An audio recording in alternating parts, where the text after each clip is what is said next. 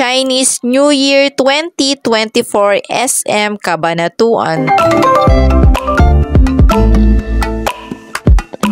Any people, for today's video tayo ay magdadrop by dito sa SM Cabanatuan at ito ngayon time papasok na tayo dito at meron akong nakita na mag-perform ng Dragon Dance, Year of the Dragon. Ngayon po Chinese New Year, syempre magsa-selfie moment muna tayo dito sa may Dragon. So ito na nga, nag-perform na nga po sila ng kanila pong Dragon Dance sa pagsa-celebrate po ng Chinese New Year ngayon pong 2024. Dito yan sa may SM Cabanatuan.